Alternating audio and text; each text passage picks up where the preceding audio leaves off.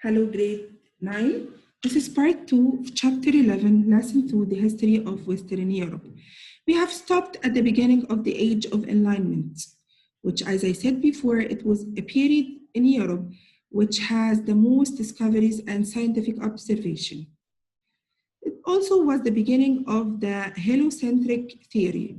What's meant by heliocentric theory? It meant that it is a theory made by a Polish astronomer called Nicholas Copernicus. After years of observation to the movement of planets and stars in the sky, he concluded that the sun is the center of the solar system, and all the planets, including Earth, rotates around the sun. Before his theory, actually the church and also people believed that Earth is the center of the universe and that all planets rotate around Earth. What do you know about the French Revolution? French Revolution was a very important historical event that have changed the world of Europe. In the year of 1789, France was ruled by a king, and most of its people were poor farmers. The people of France revolted against the king and rich nobles and managed to successfully end their privilege, which they took from the poor people.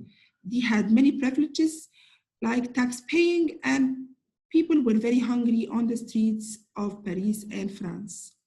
For the next 10 years, many people were against the revolution, and France got into an age of terror where many people were killed for treason, including the French king and many nobles. After 10 years of chaos, in the year of 1799, a young French general named Napoleon Bonaparte took control of the country and defeated most of Europe. However, in the year 1814, the combined forces of all European countries that hated the French Revolution managed to defeat him and remove him from power. What is the Declaration of Rights of Man and Citizens? It is also a very important historical event that have happened in Europe and has changed most of the world. It's a document made during the French Revolution. This document declared that the power of government comes from people, not from the king, and that all men have the right to be free and equal. So equality had started after this declaration. What do you know about the Industrial Revolution? Also another historical event that have changed a lot of aspects in Europe and around the world. It's a period from the year 1760 to the year 1830 when people began to use machines powered by steam engines instead of using only humans. To do these things only humans used to do before, like making clothes or harvesting crops. So they have exchanged people with machines. What were the effects of the Industrial Revolution on Western Europe society? European people began to leave their farms in the village and travel to towns to work in factories for better salaries, of course. Small cities started to get bigger. Political interests changed, and all the enemies like France and England became friends because other new powers started to appear and treat them like Germany. So this was a change of power. We had two types of societies over there. We have the society, population, agriculture, and industrial. The agriculture society, which was in the countryside, but the industrial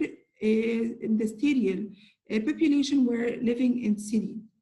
The power source in the agriculture were humans and animals, but it has changed into machines. So there was a change in population from the countryside to the cities, and also change of power source from humans or animals to machines. So it was a new change to the world.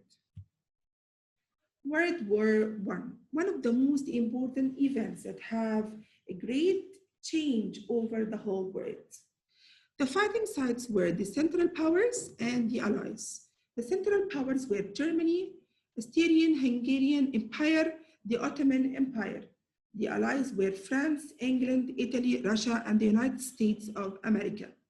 What were the results of World War I? Germany and its allies, the Central Powers, lost the war, and Germany was forced to pay all the victorious countries so much money for their damage.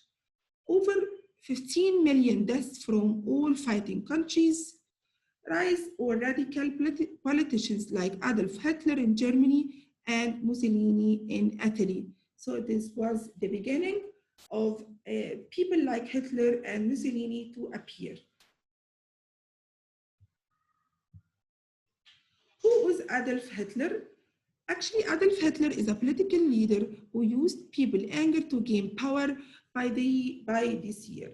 He fueled an aggressive nationalist spirit in the year of 1933. He became the absolute leader of Germany. What was the Holocaust? Hitler and the Nazi Party believed that Germans were a superior race. They carried out the Holocaust. The government sponsored murder of 6 million Jews. Then other minorities also suffered under the Nazis. Hitler and the Nazis wanted to build a new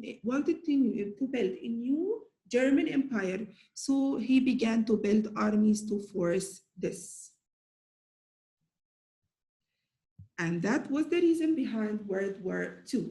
World War II, the fighting sides were the Axis and the Allies. The Axis were Germany, Italy, and Japan. The Allies were England, France, the Soviet Union, which is Russia now, and the United States of America. The results, Germany and its allies, the Axis, were defeated. Over 50 million people died in that war, mostly civilians. The war ended the rules of England, France as the world's superpowers and replaced them with the United States of America and the Soviet Union, which started a new period of competition called the Cold War. What happened after World War I ended? For 40 years, the United States and the Soviet Union were in conflict, never broke out. Both sides stockpiled nuclear weapons till the Cold War ended after the Soviet Union collapsed. So this history lesson will end by the Cold War, which has ended after the Soviet Union has collapsed. Thank you.